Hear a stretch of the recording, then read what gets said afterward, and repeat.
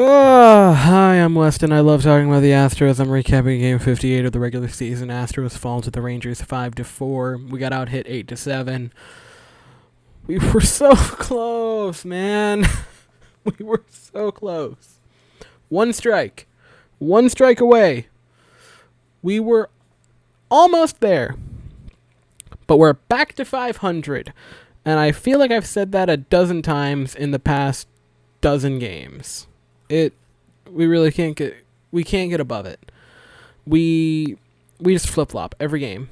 It just genuinely feels like every game we just go back and forth and back and forth and back and forth, win loss, win loss, win loss, win loss.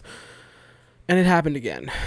We wasted another great pitching performance, which has happened quite a bit recently.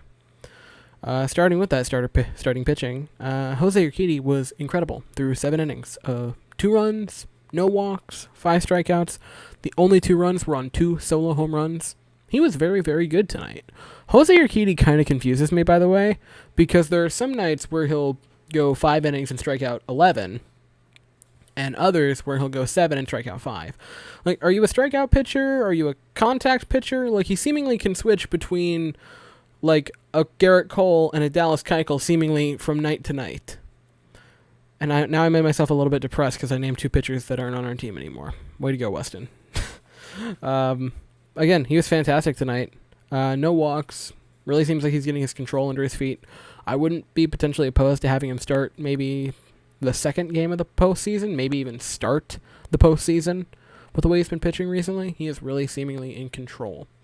Then we brought in Blake Taylor, and he pitched an inning, and he was fine. He got 3 pop-outs, or 3 fly ball outs. Seemingly, we were right there. We were on the precipice. Bottom of the 9th. 2 outs. 0-2 count. And Presley gives up a home run. And it just ripped my heart out. We were so close. Presley looked good to that point. And I got to mention, because it was in the 9th, that Maldonado catch to get I think it was the first strikeout. Oh, that was a thing of beauty. That's one of the best plays I've ever seen by a catcher. Like, he seemingly knew where it was going before he could even see the ball. Like, it was an incredible play. His reflexes were so good. I can't say enough praises about Maldonado in that play. That was incredible. And it just didn't matter. Because next batter home run, tie game, heading into the 10th. In what my goodness gracious, the extra innings have not been kind to us this year. They have been so not kind. And tonight was another glowing example of why extra innings have not been kind to us. Seemingly, well, I'll get to that in a minute, actually, the scoring. Paredes comes in the 10th and just can't get it under control. I think his nerves might have got to him. And if this is a experienced bullpen pitcher that's just letting his nerves get to him, like if this was last year, say, and it was a Will Harris letting nerves get him, or Presley letting nerves get to him last year, or Joe Smith, or Roberto Osuna, I might be hard on them. But this is a kid who at this time last year was in single A Fayetteville. So was their season actually over at this point? He might have just been home, like potentially working a regular job at this point last year. So I can't really blame him. I mean, he's a kid. He's young. Nerves might have got to him. It happens to the best of them. And again, a year ago, he was in single A. So I really can't blame him if nerves were getting to him. And this was a massive moment where if he gets out of it, you're in the postseason for the 4th straight year. And again, I said this once because it happened to Presley. If the tying run, or if the runner, wasn't on second, Paredes gets out of it harmlessly. They tie it up. Granted, I know that we wouldn't have even scored in the first place, but at that point, he does not give up a run to tie the game. I hate the extra innings rule with so much passion. I can't express it enough. I hate it. It's gimmicky. It's stupid. I'm sorry, my emotions are getting the best of me right there.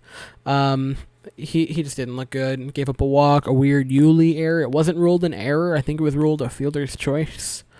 And gave up 1 unearned run because the guy started on second, and then Brooks Raley came in.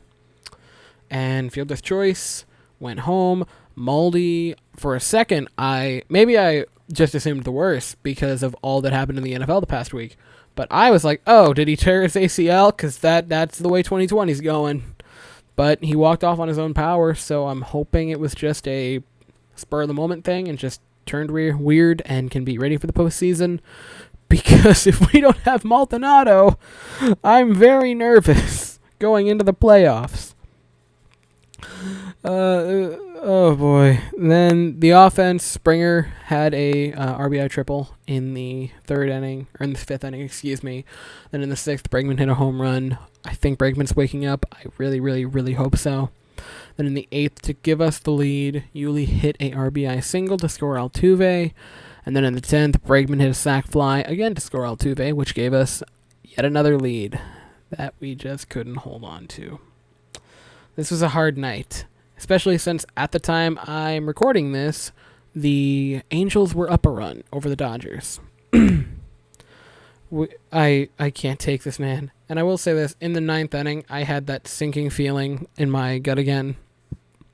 I just had that sinking feeling right after the home run when the 10th happened. I was like, we're not going to win this game. I'm going to have to wait till tomorrow before we can wrap up a playoff spot. And it just sucks. It really does.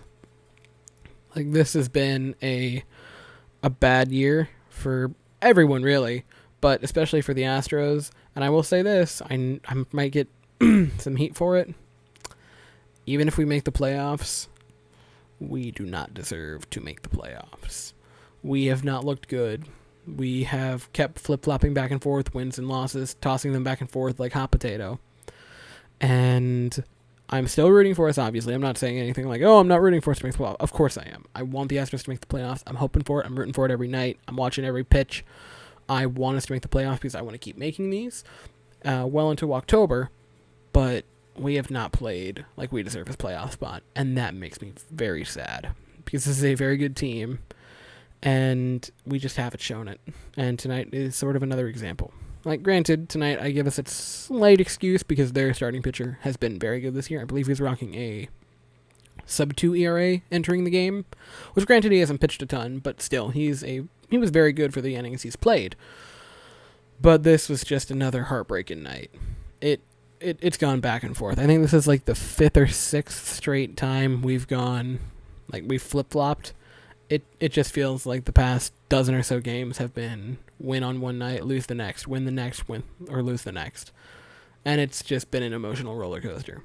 But then again, hasn't 2020 been? I laugh because if you don't, you cry. Anyway, that's really all I have to say. We have not announced our starting pitcher for tomorrow night. I think it's going to be maybe Valdez. I don't quite remember the rotation. I can't think of it at the moment. But yeah, we have not announced our starter.